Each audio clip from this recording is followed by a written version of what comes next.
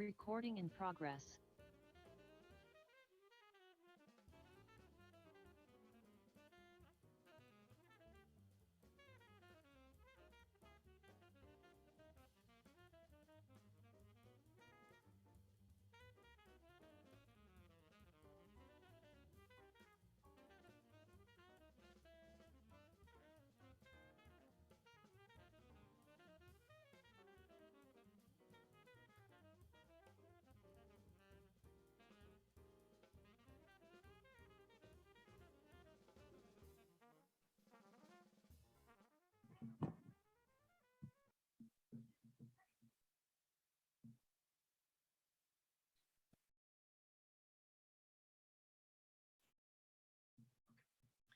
All right, good morning and buenos dias, everybody.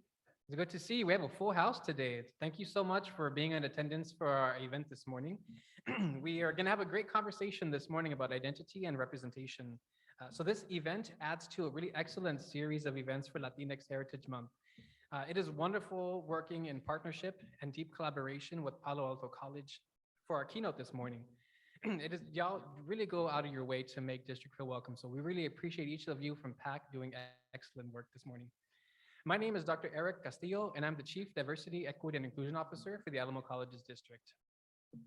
By highlighting and amplifying important voices, in particular women of color, we can cultivate a district and college culture that affirms and respects all who call the Alamo Colleges and District their academic and professional home.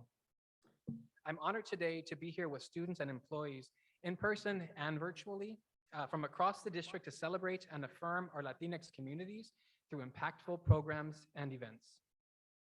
This morning's event, Debunking the Myth of Assimilation and Reclaiming Our Culture by acclaimed author, speaker, and activist Julissa Arce, reminds me of a quote by Chicana lesbian feminist author Gloria Anzaldúa. In her 1979 letter, Speaking in Tongues, a letter to third world women, she wrote, "I write to record what others erase when I speak, to rewrite the stories others have miswritten about me, about you, to become more intimate with myself and with you, to discover myself, to preserve myself, to make myself, and to achieve self-autonomy, to dispel the myth that I am a mad prophet or a poor suffering soul, to convince myself that I am worthy, I write." This quote reminds me about the power we have in reclaiming and sharing our stories, in carving out space for ourselves in a society that often relegates us to the margins. But we have an opportunity to share our stories and our truth in a way that engrafts us into a much larger narrative about our intertwined humanity. And it is this practice of narrative change that our Truth, Racial Healing, and Transformation grant seeks to accomplish. By centering the voices of those silenced from historical discourse and the contemporary moment, we hear a fuller story of this place we call home. And we welcome each of you to partake in the act of storytelling as we hear our wonderful keynotes momentarily. But before we invite Julissa to speak, it is my honor to welcome to the podium Dr. Robert Garza, President of Palo Alto College, to offer welcome remarks to this wonderful community.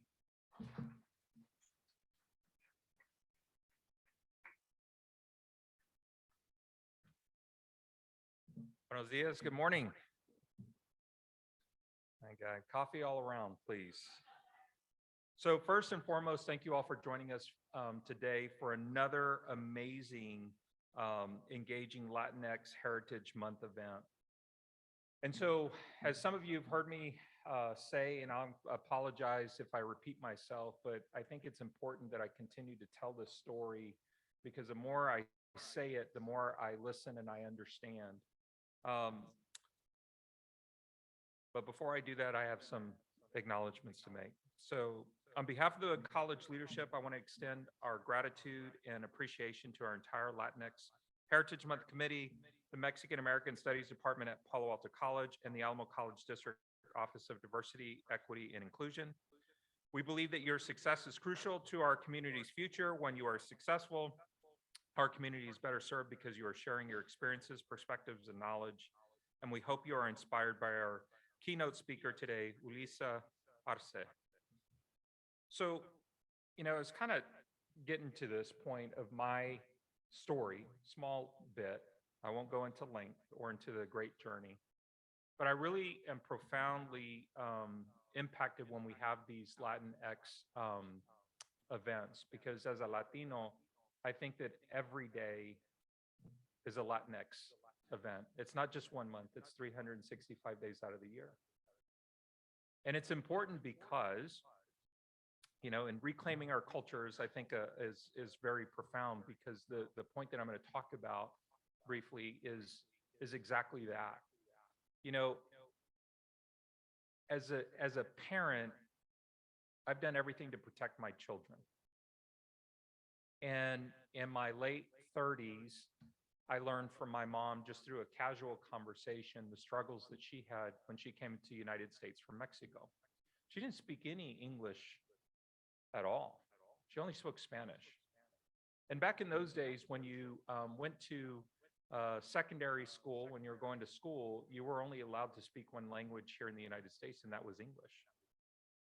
So what do you do when you only know Spanish? How do you, my mom told me the stories of how a teacher, she had to go to the restroom, and then how do I ask to go to the bathroom when I'm in elementary school? She would say that the teachers would try to teach her English she was sitting down, and if you can imagine in elementary school, sitting down and somebody picking you up and saying, stand up, and throwing you back in the chair and saying, sit down, and grabbing you again and saying, stand up, and throwing you back in the chair and saying, sit down. The teacher is thinking that she's teaching her English. My mom said that all she knew what to do was cry, because she didn't know why this woman was grabbing her and shaking her and picking her up and throwing her back down. When she spoke Spanish, she experienced corporal punishment, because back in those days, if you spoke Spanish, you had corporal punishment. She talked about stories where they would even lock her in a closet, and that they would close the door, and she would just sit down, and she said sometimes they would have a ball in there, and she would just kick it against the wall in the closet that she was placed in. And I'm not talking about a closet like your bedroom clothing closet. I'm talking about a closet that's probably this big, because it was like a dresser. And the reason why I know that is because when the school that she went to closed, we went to go visit. She wanted to go visit. And she said, that's the one. Just absolutely amazing to me. But we don't tell our stories. We don't hear our stories. And then more importantly, my parents, who both are Spanish speakers, decided that their children should not speak the language as part of our culture, because they didn't want their children to go through the exact same challenges that they did. So then a piece of who I am was taken away from me. My kids speak Spanish because it's important to me and my wife, because we were reclaiming our culture and who we are. And we also know the importance of speaking multiple languages and communicating and celebrating who we are. Qué triste that this happened to my mom. Qué triste that this has happened to probably some of your parents and your grandparents as well. And the thing is that you don't know the stories, because as children, as we're growing up, we don't know to ask. And to learn that at such a late age was also very sad for me, because I didn't understand. I mean, I understood in my 20s when I got pulled over for the very first time with some of my friends, and the experience I had then. But then to also learn these things just really, really upset me. And I'll tell you, I was angry for a long time. But then I also learned that I had to do more than what I could do.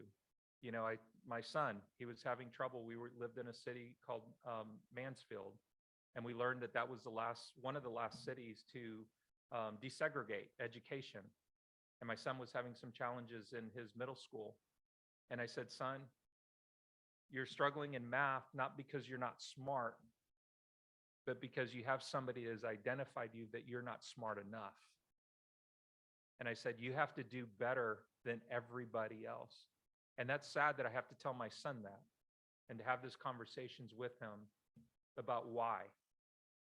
And then I said, you are not only doing it for yourself, but you're doing it for the next Latino that comes behind you. because this guy already has pegged you from day one. And we know this. As an educator, I already know. And so we had this conversation. My son, of course, being in 7th grade, he goes, Dad, I didn't know how to carry that kind of weight on my shoulder. And I said, no, but you got to carry your weight. Because if you don't, somebody else has to do it. That's why we need you to be successful. I had a guy, Dr. Pedro Reyes, who would not leave me alone, saying, you got to get your your degree. You got to keep going for your PhD. You got to do it. And I said, sir, Dr. Reyes, I'm done. I already got my bachelor's, my master. Yes. I go, oh, I'm finished. And he's like, no. And he wouldn't leave me alone. And he pushed me. And I went to UT Austin. So I did go to UT Austin for my PhD. As an Aggie, that was hard for me to do, but I did it. But then when I graduated, the most profound thing happened to me. Dr. Adolfo Barrera and I tell this story, Dr. Dan Rodriguez both came up to me and said, welcome to the 1% Club. I said, 1% Club? What's that? It's like less than 1% of Latinos have a doctorate degree in the entire United States. It's like 1 in 100. Another que triste moment. So when we talk about who we are and as we're going forward and what we're going to do, we need you to do the best that you can, not only for yourself, but for your familia and for your community and for the generations that are coming behind you. That's why these conversations are so important. This isn't just another class assignment. This isn't just another like, hey, I'm going to sit here, I'm going to get some pan dulce maybe, or I see fruit or, chips and salsa. It's not about that. Of course, it is about some of it because, you're hungry, you're going to want something to eat. But it's about learning, discussing, understanding who you are and why you do what you do. What's your why? My why is my family. That's my why. But I also care outside my family because it's my community. I look at my community as my family. I've been here for over 20 years here at Palo Alto College. This is my family. You are part of the Pac Familia family. And everybody that works here wants you to be successful. And it starts by knowing who you are. Many of our students are resilient and proud to be Palominos and have said yes to their future to become a better version of themselves for their families.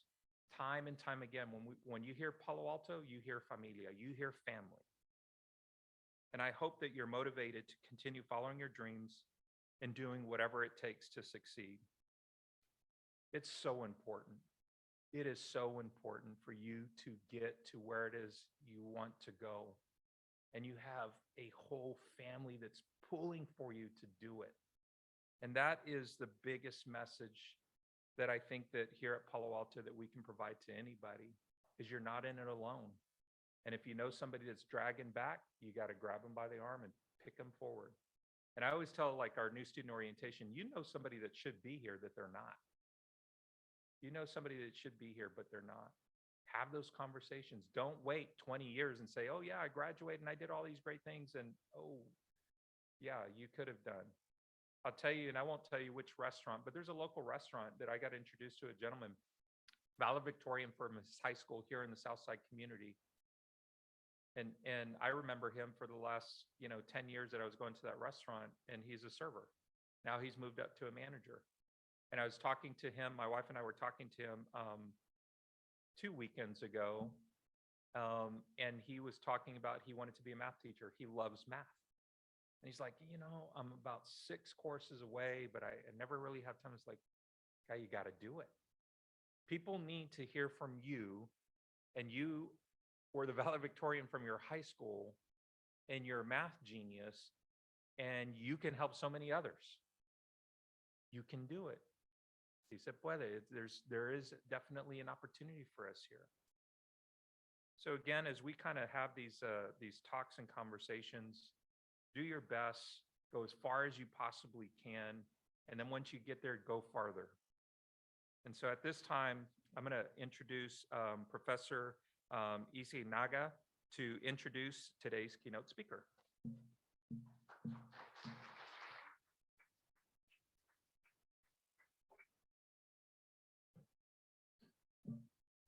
Good morning, everyone. Welcome to Palo Alto College Latinx Heritage Month this year's keynote special guest, Julissa Arce. My name is Magdalena Isnaga, and right now I'm the interim coordinator for Latinx Heritage Month. I will now read our land acknowledgement in partnership with the American Indians of Texas and the Spanish colonial missions. We acknowledge this place now known as the San Antonio, Texas region as the ancestral homeland to the Papaya people. We acknowledge the San Antonio River as Yanawana, as the source of life for the city and commit to protecting her, all her tribulations and connected waters, and this land called Texas. We acknowledge the area now known as Bear County as being inhabited consistently for over 14,000 years by Native American people and left their mark as stories on rocks and for remembrance as codes for storytelling and timekeeping. We acknowledge this place known as South Central Texas as the traditional homeland of many other Aboriginal peoples who called Igualicuan by Spanish records and include the Tejas, Ima, Toa, Cabas, Paqueos, Pajala, Pitala, Venados, Tolarus, Takam, Orieron, Payacoyos, Tilihayas, Alaspes, Pausanas, Chapalpin, Venados, Piqui, Boradon, Payawan, Orica, Macho Man, Samopanel, Sana, Haipi, Kwai, Sememon, Saracon, Palacom, Anu, Mescal, Teracon, Cigarun, Aritin, Terosposa, Juliam, Juliam, Cusca, Cus, Cuscas, Ticama, Tripas Blancas, Tusquias, Hyperbromo, Paracuache, Mumama, Mesqui, Pampapos, Pastillas, Salary, Sanapos, Manos de Perro, Sayaban, and many, many more. We acknowledge that despite the systemic oppression that has historically victimized peoples of Native American heritage in the name of the Six Flags that have flown over Texas, they have served and continue to serve honorably with the U.S. Armed Forces and time again have given their lives to defend the values of the United States of America. Uh,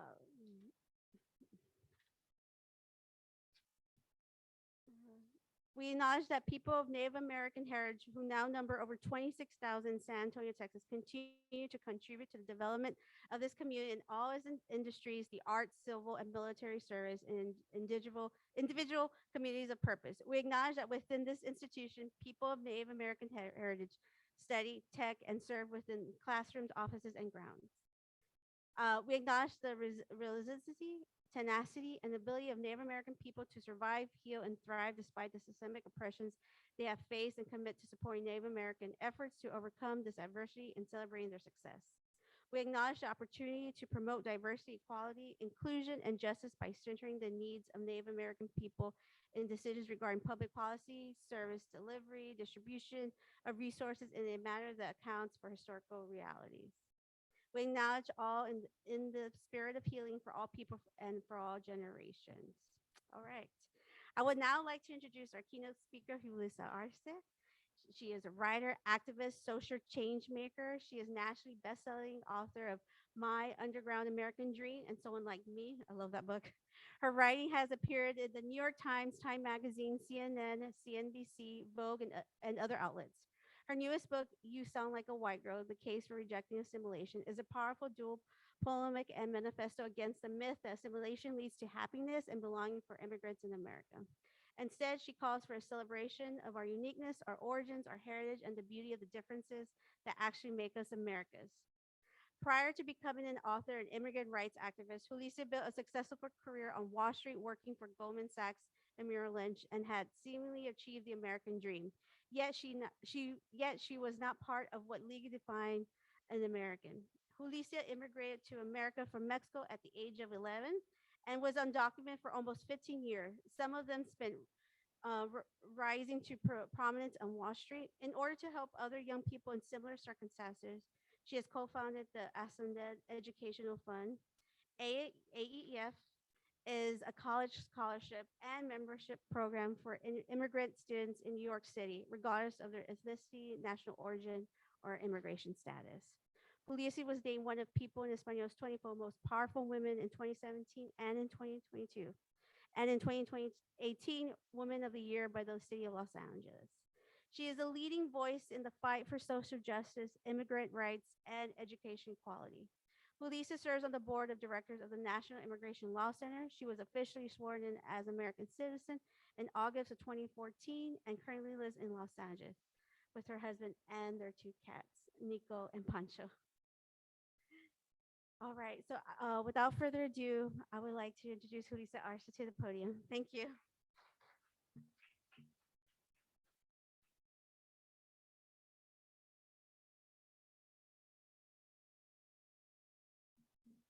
Hello, everyone. How's everybody doing this morning, almost afternoon? Good. Yeah, great. Well, I'm really excited to be back in San Antonio. I grew up here. I was originally born in Mexico, and that's where I like to start the story. Always like to start the story where it begins, which is in Mexico. I was born in this beautiful town called Tasco Guerrero, Mexico, which is about 3 hours south of Mexico City. And I highly encourage you to Google image Tasco because it is truly a magical town. So I grew up in Tasco, and my parents came to the US when I was 3. So from the time I was 3 to the time I was 11, my parents went back and forth between Mexico and the US. And when I turned 11, they brought me to live with them here to San Antonio, Texas. And I remember before I came to live in the United States, I already had certain ideas about what the United States was, what it wasn't. And so many of these ideas were very much influenced by television shows that I watched dubbed in Spanish. There were American television shows that I watched. And I think I have to share my screen first.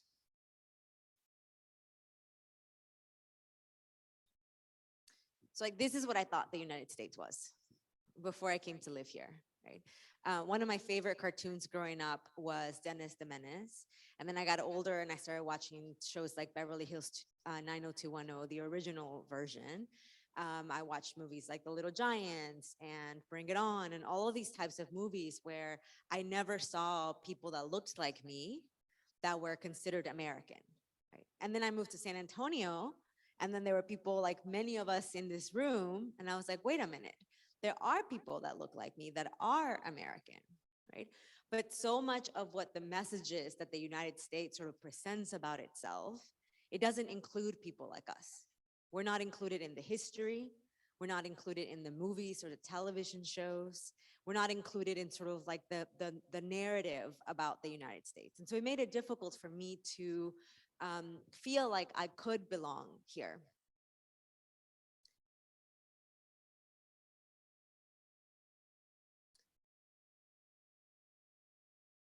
So I came to the US and I didn't speak English. So a lot of what Dr. Vargas, right? No, Garza. A lot of what Dr. Garza was sharing about his mom, I was never put in a closet, but I certainly feel like psychologically I kind of was, right? I came here, I didn't speak English, and yet my mom put me into all English speaking classes. She didn't want to put me in English as a second language classes because then and still now, there's the stigma when you don't know how to speak English. I think that some of my classmates and even some of my teachers took my inability to speak English as a sign that I wasn't smart, as a sign that I sort of needed remedial classes instead of what was truly happening, which was just that I was learning to speak a second language. And that when I was done learning how to learn that second language, I was gonna be bilingual, right? I remember in 7th grade, I was placed into the honors math class, and this kid named Justin raised his hand and said, why is she in the honors math class? She's a Mexican.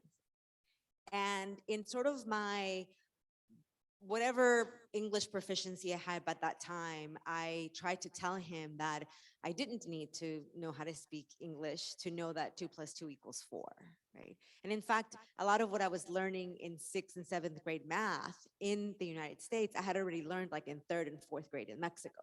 because we had more advanced math classes than we even did here. Right? But they still kind of pegged me as someone who needed, like I said, remedial classes in order in order to be successful at school. And so I wanted very much to show them that like I was a very smart child. I always really liked school, but it was sort of difficult to sort of celebrate the fact that I was becoming bilingual because of that stigma that is placed when you're learning English. Recently, I was giving a speech at a corporate event, and this company, 50%, about 50% of their workforce is in Mexico, and the other 50% of the workforce is here in the United States. And a question was asked at the end, don't I think that it would help to improve communications if more people learned how to speak English? So my question back to them was, well, don't you think that it would improve communications if more people learn to speak Spanish, right? Because if 50% of the people speak Spanish and 50% of the people speak English, then either way, whoever's learning the other language is helping to improve communications. But the issue is that we don't always value these two things the same, right? We don't learn to value our Spanish. We don't learn to value the things about our culture. We're sort of, in a way, we're almost kind of made to feel ashamed about those things. The title of my new book, You Sound Like a White Girl. The reason it's called that is because in high school, this boy I had a crush on told me that I sounded like a white girl. And when he told me that, I actually took it as a compliment because I was trying to sound like a white girl. I was trying not just to learn how to speak English, but to speak English in a certain way. I was still trying to get rid of my accent. I would stand in front of a mirror and practice my English and practice enunciating my words to sound like the white girls in my school and to sound like the white girls that I saw on the television shows and the movies, because I thought they are all American and I want to be American. I want to be considered American like them. The other thing that happened is that I became undocumented when I was 14. The visa that I had used to come to the United States expired, and I became undocumented. And I remember the day my mom told me that I was undocumented. I had been bugging her about going to Tasco for my quinceañera. Both of my sisters had had really big quinceañeras. I mean, at my oldest sister's quinceañera, there were doves that like flew when she came out of the church. And there were roses that were flown in from some other city, Guadalajara. And so I wanted to have this big quinceañera. And so I kept bugging my mom, like, when can we go to Mexico so that I can have this quinceañera with our family? And finally, one day she said to me, you can't go to Mexico because your visa expired. That night when she told me, I went to my room and I cried. And not because I had any really awareness of what it meant to be undocumented, but because I couldn't have this party that I had been dreaming of my life. But I did know that there was something different. Right? I did know that I was different. I knew that when I turned 16, I couldn't go get a driver's license like the rest of my classmates were going to go get driver's licenses. My mom also warned me that this undocumented status was something that I could not tell people, that it was something that could be used against me. Right? And yet, she still kind of kept telling me, in America, as long as you work hard and as long as you stay out of trouble, you can achieve anything you want in this country. But I started to even question that idea when I turned 14. Even at that sort of young age, I started to sort of wonder, does this formula really work? Is all you need hard work and staying out of trouble? Because I had done that. I had worked really hard. I had stayed out of trouble. And yet all of these doors were being closed right in front of me. And it wasn't because of anything I did. It wasn't because of anything I wasn't doing. There were all of these other factors that should be included in that formula. Yes, you can work hard. Yes, you can, and I think in some ways my mom thought that like working hard also meant assimilating, also meant sort of leaving behind parts of my culture, parts of my heritage, parts of my identity behind so that I could show up to very white spaces and fit in and be successful and find success. Have you all seen that movie, Mi Familia? Like it's like a 90s movie with Jennifer Lopez, and it follows a Mexican-American family through 3 generations in Los Angeles. And the first time I watched that movie, I remember there's a character named Guillermo, and he's like the youngest son, right? And Guillermo then starts going by Memo, and by the end of the movie, his name is Bill. Okay. And Bill was the one that made it. He's the one that got out of el barrio, right? He's the one that went to college and became a lawyer, and he married this really pretty blonde woman who his family was so proud that he had married this person. And when he brings her and her family to his house in East LA to meet his family, the woman reassures her family that Bill is not like the other crazy Mexicans, because we're crazy. And the first time I watched this movie, I was like, man, Bill, like he made it. He was the one that like achieved all of his family's dreams. And then I rewatched this movie when I was writing my new book, and I had such a different perspective about Bill. I felt so sad for Bill. I felt so sad that he felt, and that in some ways he had to give up his name, that he had to give up part of his identity, that he had to leave behind the very thing that actually made him who he was. But for me, I'm 14 years old. I am, I think I'm actually gonna have a little bit more time than 10 minutes, because so I'm 14 years old, then I'm 16, can't get a driver's license. Then now I'm graduating from high school. I'm graduating from high school in the top 5% of my high school class. And yet, I have no idea what my future holds. My parents, we sold funnel cakes at the market square. So if you bought a funnel cake, in the 90s, in the early 2000s at the market square, I was probably the one making it for you. We sold funnel cakes, and I graduated from high school, didn't have a place to go to college, because back then, undocumented students couldn't go to college. There were no laws that allowed undocumented students to go to college, definitely no laws that allowed us to pay in-state tuition or to receive state financial aid. And so when I graduated from high school, I thought, well, my future is just going to be one of smelling like grease and powdered sugar in my hair. That's my future. And I was very disappointed. I was very disappointed because I thought, I worked hard. I stayed out of trouble. Why isn't this formula working?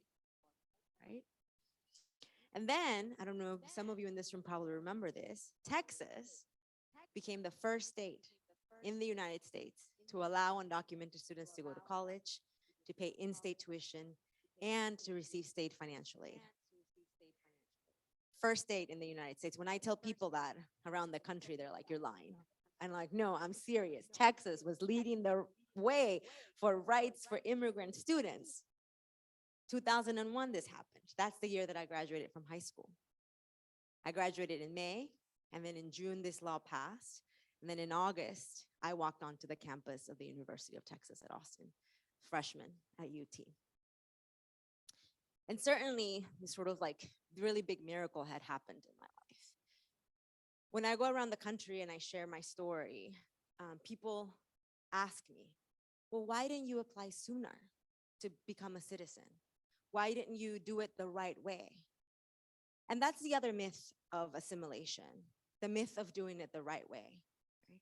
The first myth I talked about was the myth of English, and that if you learn how to speak English, you'll belong, because many of us do learn how to speak English, and yet that's not enough. Then we go on to get good educations and good jobs, and that's not enough. Then people say, do it the right way, without realizing that there isn't actually an application I could have filled out. It's not that I didn't want to stand in the line, it's that there is no line. That line didn't exist. And then as I started learning about the immigration policies and immigration laws of the United States, I came to realize that race is at the very center of those laws.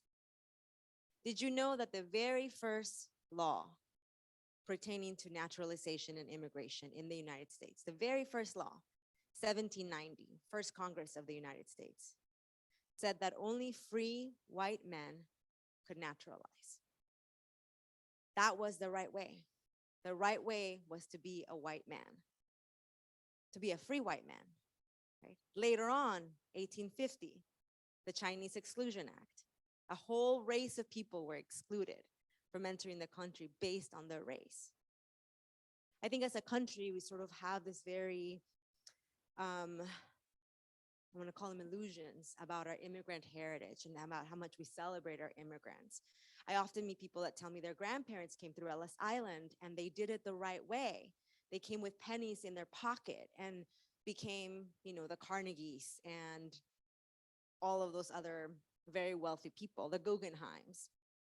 The Guggenheims, by the way, actually got rich because they had all of this mines in Mexico, and they exploited a lot of Mexican labor to become very wealthy. But that's another story for another time. So I started to sort of learn, about the history of the United States, a history that I had not learned when I was growing up. I keep going back and forth between, the present and sort of school, because I remember also learning in school about the history of the United States. And one day I came home and I asked my dad, what fountain did we drink from? And he said, what? What do you mean?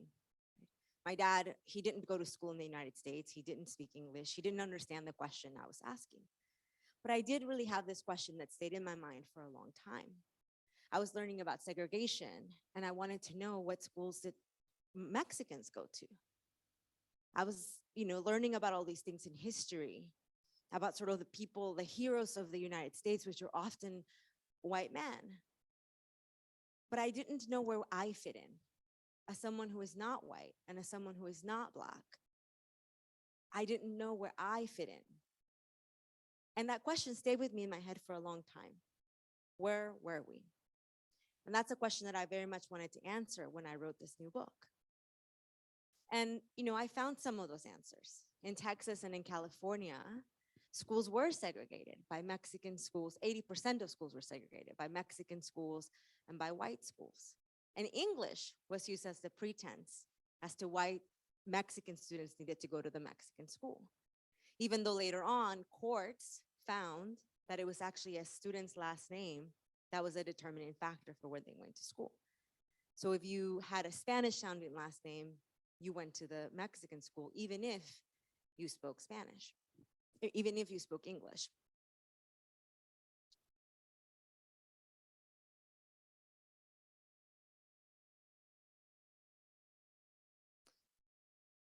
Some of you may have heard about some of these segregation cases, Westminster versus in Orange County versus Mendez, some of the school segregation cases, Westminster versus Mendez versus Westminster.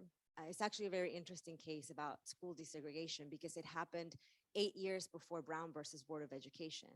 And the NAACP and other Black-led organizations were very supportive of this case because they viewed it as a trial run for Brown versus Board of Education. Earl Warren, who was the chief Supreme Court justice that ruled over Brown versus Board, was actually the governor of California when this case was happening.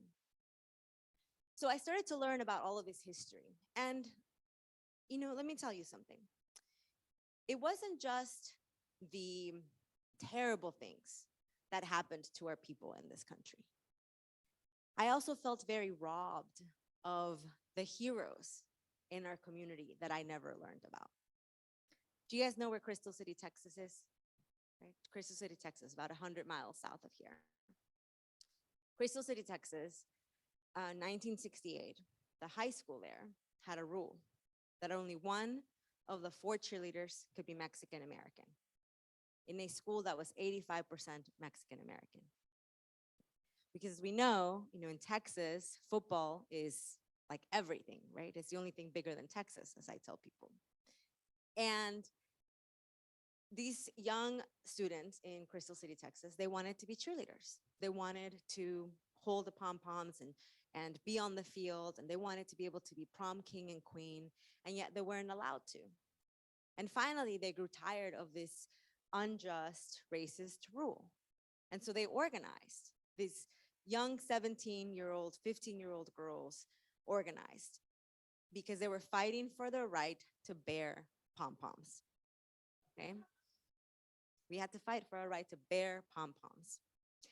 And for 17 days, they didn't go to school. They led this walkout. For 17 days, they made these demands. Not only that this rule about cheerleading be taken away, but also that Mexican food be served in the cafeteria. Also that they were allowed to speak Spanish in the hallways of their school because they would be physically hit if they spoke Spanish. That they have a culturally relevant education. The high school, the middle school, the elementary school eventually followed and started doing walkouts as well. Teachers from surrounding areas came into Crystal City to teach the students after school so that they wouldn't fall behind. It was a real collective community effort. And not only that, not only were they able to create change in their school, but within 2 years, the city council and the school board became majority Latino. That's the kind of lasting change that they created. And I've met some of these women that took part of these walkouts. I've met them in the last couple of years. And meeting them was such a gift. It was such a gift not just to learn of their story, but to meet them and to be able to tell them that they made an impact in my life. Because what one of them told me is how sad she is, that she feels that nobody knows what happened there, that piece of history has been lost, that no one will remember the women of Crystal City, Texas. So I've made it my mission to everywhere I go, I tell this story. And I hope that you will help me in sharing that story and sharing some of the other stories that you've learned, or that you heard of here today. Because if we don't tell our stories, that history does die with us. Then the next generation will be robbed of that beautiful story. It'll be robbed of our beautiful history and our beautiful heritage. And I wish that I had grown up my whole life being proud of it, that I had grown up all my life knowing the amazing things that have happened in our community, the amazing things we are responsible for, that I had been proud of my whole full name. My name is Julissa Arce. Natseli means what I most love. And when I was in Mexico, that's what I went by, Natseli. I didn't go by Julissa. I didn't go by Julissa because the kids in kindergarten call me Julissa la Longaniza. So I very quickly was like, I'm not going by Julissa anymore. But it's a gift. Natseli is a gift my parents gave me. And it's a gift that I rejected for such a long time in order to make other people comfortable. It was said in my bio that I worked on Wall Street. I worked on Wall Street for 10 years. And let me tell you, there's an environment where I felt like I had to leave parts of myself behind in order to fit into this very white space. It was Wall Street. And at the end of it, I felt so lost. I felt like, who am I really? I had been denying my roots for a long time. And I wanted to go and find those roots and reconnect to those roots, get plugged back into those roots, because those roots are actually what gives me life, what has propelled me to this place. There's a video I want to show you. Well, bonus picture. That's my high school graduation, where I'm wearing the black dress, and that's my graduation from UT.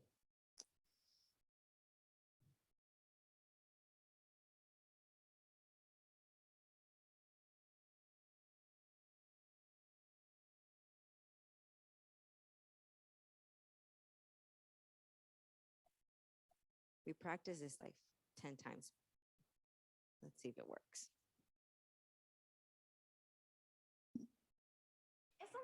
Es un bonito día, ¿qué no? Excuse me? I just said it's a beautiful day. Oh. ¿No hablas español? What? Boy, you really don't speak Spanish, do you? What's your real name? What's your real name? Slater. Albert Clifford Slater. Slater's an Anglo name. You're Latino. Well, I guess somebody in my family must have changed it. Don't you think it's time you stopped denying your roots? Come on, Slater. Chicano studies. Why do you care about that? Because I'm Chicano. In case you never noticed. You meet a girl and you go to these... Look, this isn't about a girl. It's about me. It's about me. So 2 days ago, I didn't even know my real name was Sanchez. My dad changed it 25 years ago to get into the military academy. Can you believe it? He felt he had to hide his heritage to be accepted. I don't want to do that.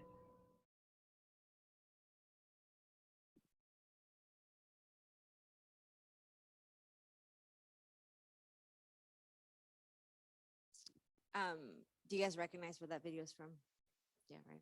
Saved by the Bell. And this is actually Saved by the Bell, the college years, right? Because later went all through Saved by the Bell, all through his high school years, not knowing his real name was Sanchez. And every time I look at this clip, I think it's such a great illustration of everything we've been talking about here today, right? Of us being made to feel that we have to give up our roots, that we have to give up our names in order to find success, in order to fit in. And to be honest, part of it is that we've been made to feel that way. And part of it is also the laws that have been passed in this country that have pushed us to try to find protection in sort of giving up these things about ourselves. But ultimately, at the end of the day, every time we've sort of tried to find success by fitting into whiteness, by giving up these things about ourselves, like it's kind of always backfired on us as a community, certainly for me as an individual. And like later, I grew tired of denying my roots. I don't want to continue to do that anymore. Just this past weekend, I was at a conference in Palm Springs. And it was a conference there were 600 Latinas at this conference. It's called the We'll Grow Latina Summit. And it was just really beautiful to be among so many Latinas. And this very weird, interesting thing happened. I was doing a book signing, and the book signing was at the corridor of this really big property, this really big hotel. So we weren't the only people there. There was a lot of more guests. And most of the other guests were white guests. And I'm sitting there, setting up the table with my books. And there was a lot of white people that were passing by, very curious about the title, You Sound Like a White Girl. And they kind of just kept coming by, walking by, and making these faces at the book. And I didn't really pay attention because I wasn't there for them. I was there for this conference. And at the end, I finished signing all the books, and this older white lady comes to the table, and she says, was there like a book signing or something going on here? And I said, yes, there was. We're kind of all done now. I was wearing this t-shirt that this woman in Chicago made me and gifted to me with the cover of my book on my t-shirt. And she goes, yeah, that's the title of the book. What does that mean? And I said to her, well, that's the title of the book. My book is about decentering whiteness. It's about reclaiming the things about our culture and our heritage that we've been made to give up when we assimilate. She kind of kept making this face and saying, well, I have a lot of questions. And I was just about to take a picture with someone who had been waiting in line for 40 minutes to get a book and get a picture. So I said very politely to her, we're about to take a picture, like, excuse me for one moment. And so I took a picture. And then I think that all of these other Latinas who were still there kind of saw what was happening. And I was very uncomfortable because I knew that she was offended by the title of the book.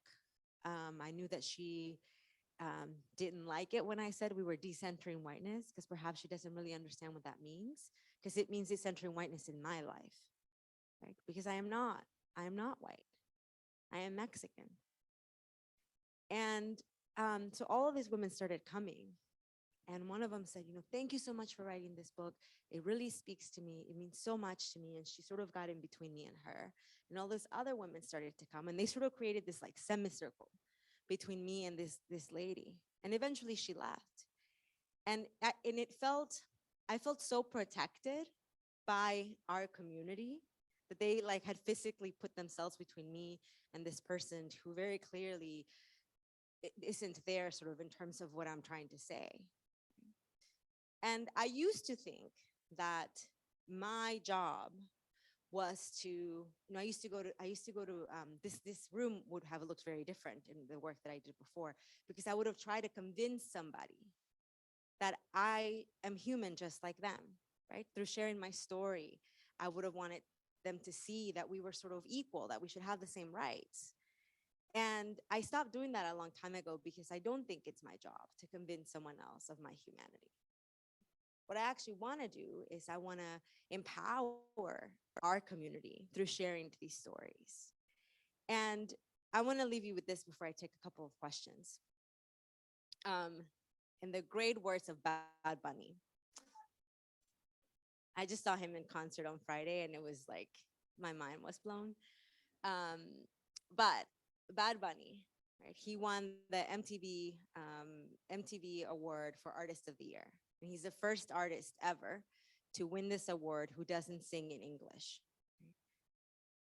And he said when he won this award that he always knew that he was going to be the biggest star in the world without having to change his culture and without having to change his language. And that ultimately is what I am suggesting here, that we can be anything we want to be, that we can achieve whatever level of success we want to achieve without having to give up our heritage, without having to give up our culture, without having to give up our names, without having to give up our heritage. Because it is actually those things that will elevate us and take us to the places where we want to go. Thank you very much.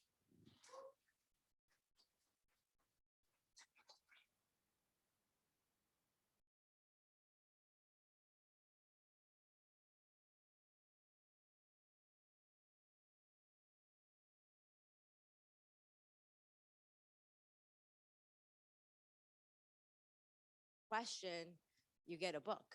So there you go, incentive.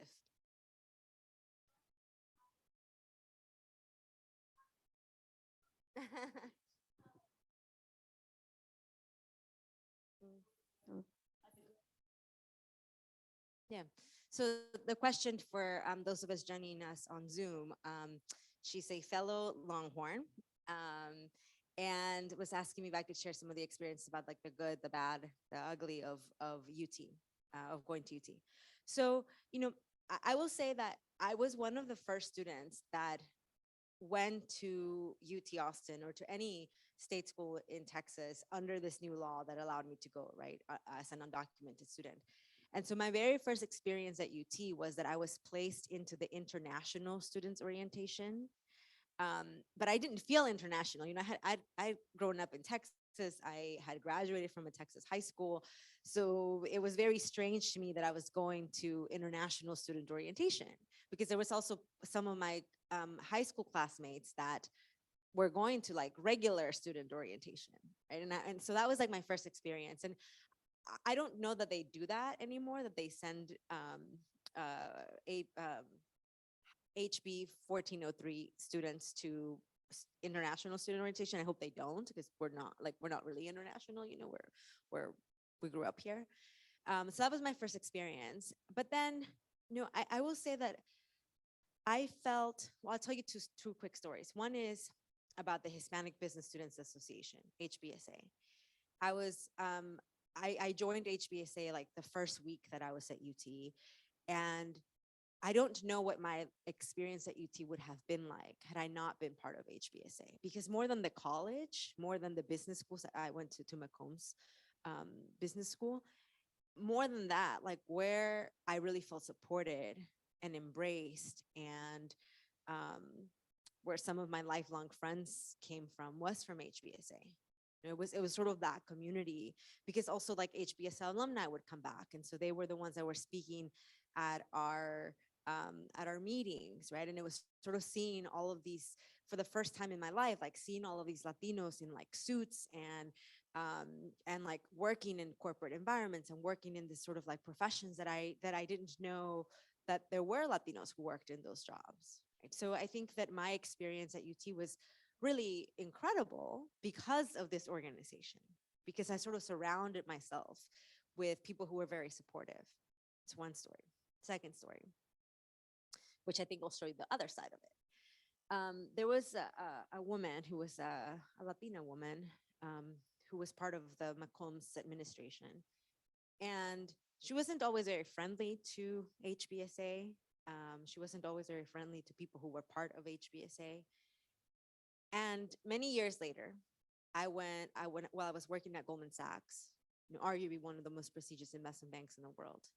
And I came back to UT on a recruiting trip. So we were there to recruit interns. And this woman we were at a dinner, and she sat at the table with us, right? And she said, like in front of all of my colleagues, "You have come a long way.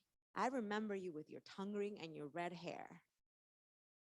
And I was so embarrassed because I was 19 years old when I had a tongue ring and red hair.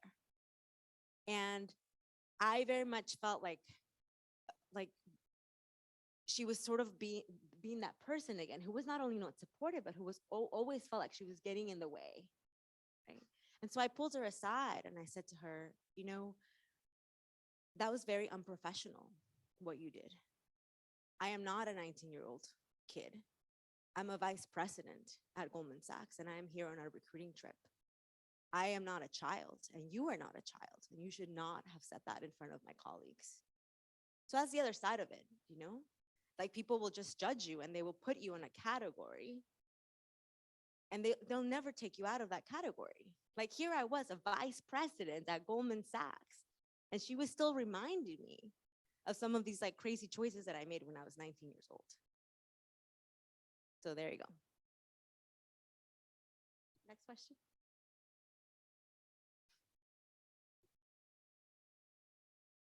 Hi, I'm Violeta. I'm a mental health therapist, so I wanted to know what type of healing did you find, or what was the process of writing your book? Do you feel like it contributed to like your healing process and reclaiming your identity? Thank you. Yeah, thank you for that question. Yeah, writing this book, in fact, I wrote this book to heal, right? Because I have found it very healing to kind of learn like all of this history. It's funny because my first draft of the book was like very angry. Like the whole draft just sounded like angry. And there's still some of that in the book. You'll still find places where like I sound really angry, and I like hope that you get angry with me. But I didn't want to stay in that anger. I really wanted to move past that anger and sort of move into, that's the Bad Bunny shirt I got too. I really wanted to move past that and sort of really get into that healing part of it. And, I have gone back to therapy too after this book tour, because it was a very intense book tour. And also, I've had a lot of experiences sort of on book tour, and I've had to go back to kind of like process all of this through therapy. But I think that everything joy starts with therapy. So I'm really grateful to have access to therapy so that I can sort of find that joy in my life. But I think the other thing that I've learned is just how much healing comes from being authentic, right? From like not trying to be someone I'm not, for also putting myself in spaces where I feel safe. I don't want to put myself in spaces where I don't feel safe anymore, because that's very traumatizing, and you carry that trauma with you. So yes, it definitely was very therapeutic to write it. And then also it's been pretty heavy. And so I've had to kind of like try to process everything again. Yeah, thank you. I know we had another question over here. Hi, I'm Marisela. Hi, Marisela. Do you have advice to overcoming imposter syndrome, and how have you dealt with that? Yeah. So thank you for asking that. So imposter syndrome. So when I worked at Goldman, there was a lot of people who worked there whose like parents or grandparents or like uncle, somebody in their family had worked in investment banking before, had worked at Goldman before. Most of the people that I sat next to had gone to Ivy League schools and also came from very wealthy families, right? So they had experiences that I remember when I told one of my colleagues that I'd never been skiing, they like gasped. They were like, "Oh, you've never been skiing?" And I was like, no, I didn't. Like, you've never been to Aspen? And I'm like, no, I haven't. And those kind of things always made me feel inadequate, right? It wasn't so much like the work, like that, the work, things that I didn't understand. I would just spend more time like learning about them. You know, I came in early, I stayed late. The working hard part was never like the issue. But there was sort of all of these other things that made me feel inadequate. Like, do I actually belong here? Like, or is this some sort of fluke that I'm here? And then I sort of really started to think about it very differently, which is that I didn't have any of the advantages that my colleagues had. And I still had the same job as they have. And I am kicking ass in this job. So, like, why am I questioning myself? You know? And yes, like, people around you can make you question that. But for me, anytime that I sort of think, am I good enough? All I have to do is look back and see where I've come from, and to remind myself of just how hard I've had to work to get here. So why wouldn't I be able to go there if I've made it this far? Hope that helps. Another question on this table. I think my timekeeper, you tell me how much time I have for questions. Okay. Hello, my name is Melissa.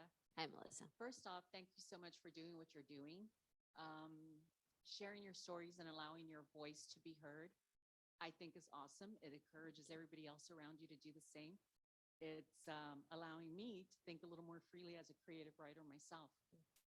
My question is, how did you start on the path of book writing? Yeah, it's a good question. So how did I go from like selling derivatives to writing?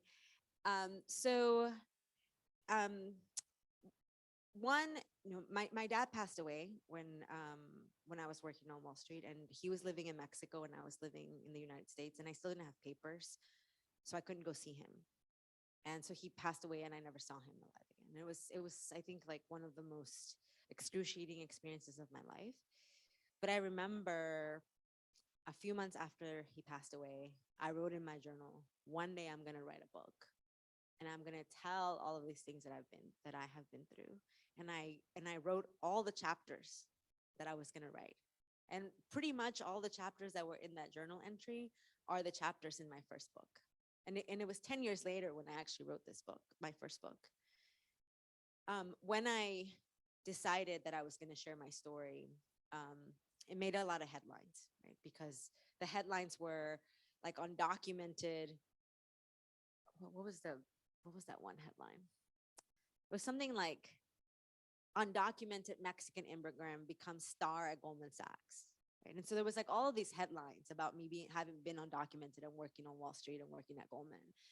And because of all of these articles, I was very fortunate that I had literary agents that were contacting me, asking me if I would be interested in writing a book. And I was like, actually, yes, I am very interested. So that was sort of like the process of like finding an agent and like the actual writing process. It's really been, as you know, it's a muscle, and like you have to exercise it, right? And I feel like I am a much stronger writer 3 books in and 8 years into this than I was when I wrote my first book. When I wrote my first book, I had help. I had a co-writer that kind of really helped me to take all of these thoughts and organize them. But since I was little, there were signs that I was going to be a writer. You know, like I think things that when I was a kid maybe seemed annoying. Like I asked a ton of questions all the time. You know, I had like a big imagination, and I would tell these stories. And you know, looking back on it now, I'm like, oh, those were signs I was going to be a great writer. But yeah, that was sort of the process, was just starting to write, and then I wrote a lot of like opinion pieces. So those were like, you know, essays, like personal essays. So I started to just write a lot, as much as I could, and try to get published as much as I could, even if there were stories that I was later going to tell again in my book, sort of an expanded version of them. So I just kind of, I wanted to have like as many bylines out there as possible, so people knew, like, when they think immigration or when they think, you know, Latino issues, they think, oh, Julissa's written about this stuff, you know. So yeah, that was just, I just have been writing like a crazy person the past 8 years. Next question. Hi, my name is Priscilla Aguilar. I want to thank you for being here today. I'm in awe of the Crystal City story. My Mhm. mother's from Carrizo Springs, and I've never heard that story before. What advice do you give to young Latina women who are earlier in their careers or are students to continue to have a voice and kind of when you find yourself losing that identity to gain it back and kind of self-check? I mean, I think sort of the answer sort of in your question, which is sort of, when you start feeling yourself losing these things, like check in with yourself, right? Ask yourself, like, why am I doing this, right? Is it, you know, is it that my style has changed, for example, or is it that I feel uncomfortable wearing like my hoop earrings to work, you know? I know I did, I never would wear big hoop earrings when I went to work. Um, I never would wear like nail art when I went to work, right? And it was because somehow I sort of felt embarrassed by those things. Now, of course, I have a very different, like I wear whatever I want, whatever I feel like that morning. Like, oh, today I want to wear my pearls, like another day I might want to wear my big hoop. So I think it's about sort of that checking in with yourself. For me, I keep sort of talking about history because truly learning our history has just been such a gift. That has been the biggest gift I have given myself. The biggest gift I have given myself is the knowledge of what our people have been through, what we have overcome. That has just like, it has freed me from so many misconceptions I had about myself. So I would highly encourage everybody to read more about our history, to seek out those resources. And the sad part is we do have to seek them out. Still today, K through 12 education, we're not learning about this stuff. We're not. I don't know of a single school that teaches Crystal City, Texas. You know, Joaquin Castro, congressman from San Antonio, tells the story of he was in a meeting with the 5 biggest publishers in the country. And he asked a question to them, to the CEOs of these 5 publishers. He asked one of them, can you name one Latino historical figure? And that person said, I'm really embarrassed. No, I cannot. This guy is a CEO of a company that publishes books that eventually end up in our classrooms. Not one. Like, I mean, at least Cesar Chavez, like not even one. And I think that that's a big problem. And Joaquin says this, right? It's a big problem that Americans don't know who we are. But I think I would add to that many times we also don't know who we are. And so I encourage everybody to really learn about our history. Okay, we're going to do 2 more in person and 1 online. 2 more in person. pass it- Hi, my name is Alexis Prieto, and I just wanted to know how internships and or mentorships played a role in your professional development in becoming an artist. Thank you. So both in my former career and in this new career, mentors have been incredibly critical to any level of success that I've achieved. I couldn't have done it without mentors. Some of you may know Reina Grande, and if you don't know Reina Grande, definitely look her up. Look up her books.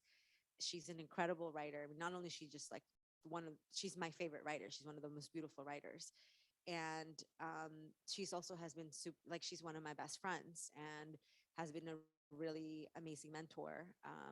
We share a lot of each other's work before we publish. I send her stuff, she gives me comments, she sends me stuff, I give her comments. We sort of exchange ideas, exchange thoughts, exchange work.